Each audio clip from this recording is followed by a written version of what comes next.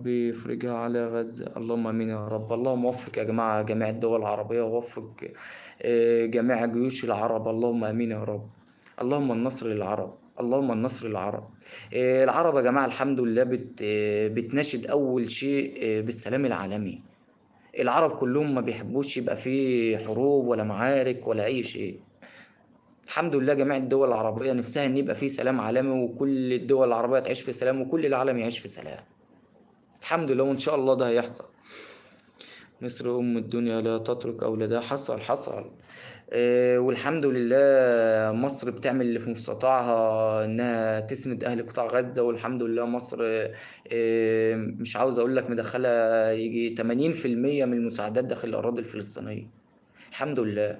الحمد لله الجيش المصري عامل اللي عليه، وعامل مجهود جبار، عامل مجهود جبار حقيقة في حماية وأمن الوطن وحماية الأوطان العربية كلها. وإن شاء رب العالمين مصر هتبقى قد الدنيا بإذن الله. ارقص يا زلمة بالله عليك ترقص. ربنا يفرحنا كلنا يا رب، ونكون في نجاح، ونخرج من نجاح لنجاح، ويوفق جميع الدول العربية، اللهم امين، ويوفق جميع زعماء العرب، ويوفق جميع جيوش العرب يا رب. نتمنى التوحيد والله. إن, إن شاء الله يقدر السيسي يفرض بقوة الهدنة. الناس تعبت في غزة. الحمد لله والله يا سيدي. عبد الفتاح السيسي في كل خطاباته بيناشد إن يبقى في وقف إطلاق النار داخل قطاع غزة، وإن شاء الله هينجح، ونجح بالفعل. أنت تعرف إن الرئيس عبد الفتاح السيسي أول رئيس، صراحة صراحة والله، أول رئيس بيدعو إلى وقف إطلاق النار اللي داخل الأراضي الفلسطينية.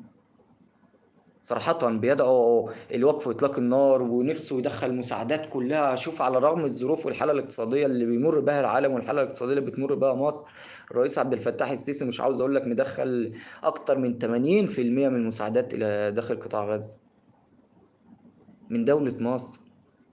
احنا كشعب مصري الحمد لله ضاغطين على نفسنا، وبنشتغل ليل ونهار عشان نكفي بيوتنا ونكفي نفسنا، والحمد لله بنحاول ندعم رئيسنا وجيشنا انه يدخل مساعدات داخل الأراضي الفلسطينية. بندعم جيشنا وبنقول له دخل مساعدات، وبندعم رئيسنا وبنقول له دخل مساعدات. مصر كلها نفسها تقف مع قطاع غزة والله. ويا رب ينصرهم يا رب، اللهم امين. الله الموفق، الله الموفق. كلامك مردود عليك يا محمد. اللهم انصر الدول العربية كلها يا رب، اللهم امين يا رب. لا والله ان المنفذ ما تدري على نياتك. الله يحفظ الجميع يا رب. مصر هي العمود الفقري للعالم العربي فعلا يا جماعة والله. دلوقتي تعالوا دوروا وشوفوا الجيش الصامد اللي في المنطقة دلوقتي هو الجيش المصري. الجيش الصامد اللي في المنطقة، والجيش الوحيد اللي واقف على أرض صلبة هو الجيش المصري. الحمد لله. الجيش المصري الحمد لله طول عمره من بداية العالم كله إن مصر بتدعم العرب وبتدعم المسلمين من أيام الفراعنة. مصر ما بتسيبش حد. مصر بتحب السلام للعالم كله، وبنناشد وبنطالب السلام للدول العربية أجمع أجمع. وإن شاء رب العالمين هيكون في سلام في الشرق الأوسط، وهيحل سلام بقيادات وزعمة الدول العربية بتوعنا بإذن الله، بإذن الله، وعن قريب والله، والله العظيم تفائلوا خير. عن أي حماية تتكلم؟ الجيش المصري يحمي الصهاينة وغلق معبر رفح وفتح من الجانب الآخر للصهاينة. لا يا باشا، ما حصلش كده. مع احترامي ليك، ما حصلش كده. ازاي؟ وانا بقول لك في القمة في بغداد طلع الرئيس عبد الفتاح السيسي قال بالنص كده زي ما انا هقول لك: مش هيبقى في بيننا وبين دولة الكيان سلام حتى تقيم الدولة الفلسطينية. وقالها قدام العالم كله، قالها قدام العالم كله. طلع في العلن وقالها قدام العالم كله: حتى تقيم الدولة الفلسطينية. لما قالوا في تهجير لأهالي القطاع، الرئيس عبد الفتاح السيسي على الفور قال لك في خطة بديلة. ايه هي الخطة البديلة؟ قال لك هنعمر قطاع غزة، والمواطنين الفلسطينيين موجودين داخله، يعني مش هيتم تهجيرهم. خالف الخطط اللي هم كانوا حاطينها ووضعينها، وطلع وقال في خطة موجودة هيتم إعادة إعمار غزة. يعني الراجل يا جماعة عامل عليه، عاوزين ايه تاني؟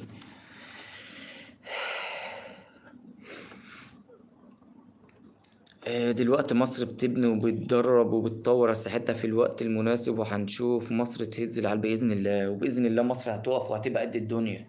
قسما بالله مصر هتقف وهتبقى قد الدنيا، وهنجتاز جميع الفتن والإشاعات اللي بتطلع على مصر بإذن الله.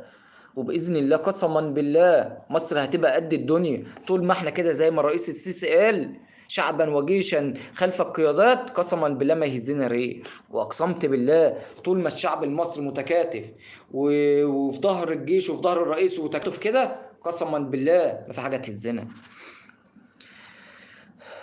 طيب، ولماذا تم منع قافله الصمود من دخول القطاع؟ بص يا محمد، قافله الصمود ما هي الا كانت جايه تشوه سمعه مصر. اسمع مني يا باشا، اسمع مني، اسمع مني والله. اسأل أي حد في قافلة الصمود تقول له إيه هدفك، هيقول لك هدفي أفك الحصار. طب تمام، طب قول لي هتفك الحصار إزاي يا باشا؟ بيقف قدامك ساكت، بيقف قدامك ساكت.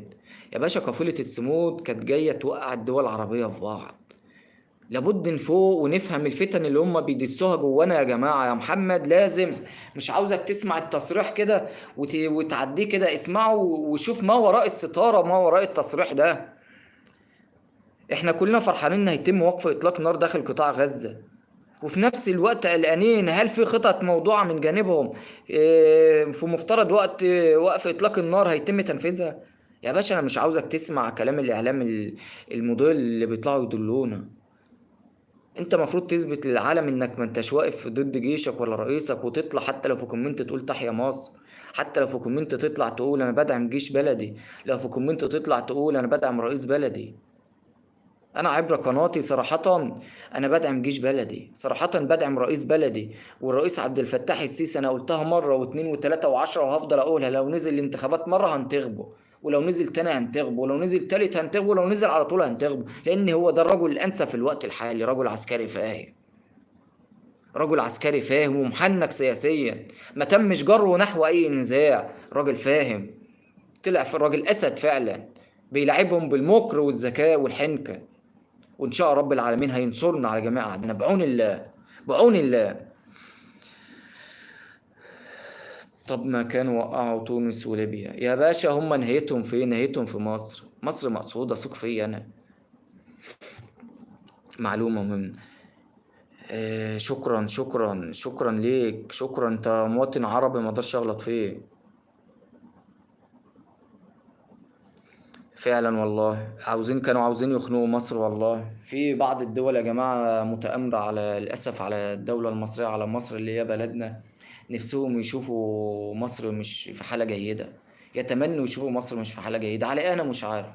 مع إن مصر الحمد لله مدت إيدها لجميع الدول حول العالم، حول العالم. ما بقولش الدول العربية بس، لأن الدول العربية إخوة ليد المساعدة وساعدت الناس كلها، وما زالت مصر بتساعد، بتساعد بكل ما تملك، بتساعد بجنود، بتساعد بأرواح، بتساعد. احنا اكتر دولة خدنا معارك مع الكيان، اكتر دولة خدنا معارك مع الكيان، واكتر دولة استشهد مننا جنود.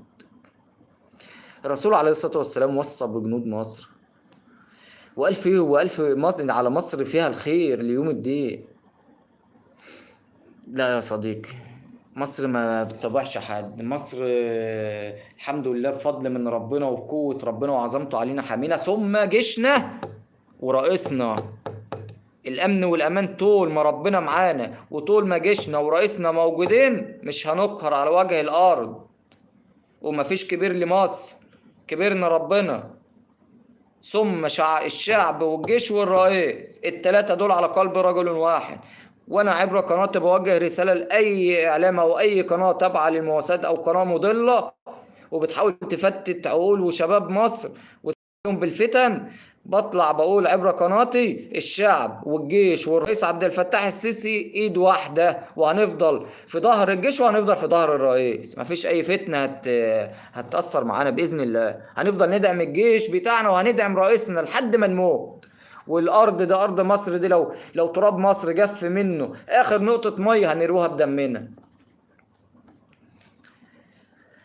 الناس بتعلق مش عارفة انه في لعبة في الخفاء. ما هو مشكلة الناس انهم بيصدقوا احمد الفتن، بيصدقوا الفتن، بيمشوا ورا الفتن والاشاعات، بيصدقوا الاعلام المضل والاعلام الكاذب اللي بيطلع يعمل فتن بين الدول الدول العربية كلها. أخي الجزائر هنا محاولات من الخليج لتدمير، إن شاء رب العالمين الجزائر مش هيحصل لها حاجة. الجزائر شعب راقي وفاهم وواعي، وبإذن واحد أحد الجزائر هتفضل صامدة، والشعوب العربية الأوطان العربية هتفضل صامدة بإذن الله. وربنا هيوفق جميع زعماء العرب، وهيوفق مصر بإذن الله، ويوفق جيش مصر، اللهم آمين يا رب. يا أخي دخلوا طعام وماء لغزة، أبناء غزة يموتون جوعا وعطش. ملك ملك المعبر، الصهاينة قافلة المعبر من الجانب الغزاوي، من الجانب الفلسطيني، جايبة بلوك يا ملك وبانية وأسمنت وزلط ورمل وبانية. فهو ده اللي موقف العالم أجمع، العالم أجمع، وموقف دولتك إنها ما تعرفش تدخل مساعدات.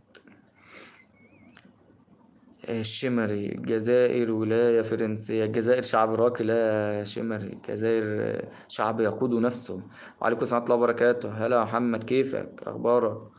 الجزائر يا جماعة شعب راقي. الجزائر والله العظيم شعب متحضر جدا وفاهم جدا وواعي جدا لمصلحته الشخصية، وما بيمشيش ورا الإعلام المضل. أمال غزة عايشين ازاي؟ في أكل بيخش بس من تحت لتحت، ولازم ما تقولش عشان كده شغالة. تعرف ازاي غزة ما هو مشكلة العرب انهم لو في حاجة مثلا مفترض ان احنا ما نقولهاش يا احمد، العرب بيطلعوا يقولوا. تيجي تبص للجانب الكياني، ما يقولكش ولا يفيدك بتصريح كده يا احمد عن هدف رئيسي ليهم، يفضلوا يدلوك يدلوك يدلوك يدلوك لحد ما ينفذوا مخططاتهم. اما احنا على نياتنا بنطلع نقول احنا هنعمل ايه. احنا العرب شاطرين بس نهاجم في بعض، العرب شاطرين بس نطلع على السوشيال ميديا وعبر قنواتنا وفي اي نهاجم بعض. اما هم ما بيهاجموش بعض الصهاينة، احنا بنهاجم بعض. واحنا بنطلع تلاقي مثلا كومنت سلبي مكتوب يا احمد ده مصر مش عارف ايه، ده الشعب المصري ايه، ده الجيش مش عارف ايه. ليه كده؟ ليه بتهاجموا مصر مع ان مصر ياما دعمت دولتك ودعمت جميع الدول العربية ودعمت كل الدول العربية، وقفت جنبها من ايام الفراعنة. ده القرآن اللي بيقول، مش انا اللي بقول، من ايام سيدنا يوسف. مش انا اللي بقول، القرآن اللي بيقول ان مصر اكلت العالم كله في مفترض في وقت. يعني مصر ما بتسيبش حد وقت محنته. انا مش عارف الكومنتات السلبية والهجوم على مصر في ايه بالظبط. هو ده رد الجميل على مصر، هو ده رد الجميل على مصر ورد الجنود اللي استشهدوا من اجل الوطن العربي.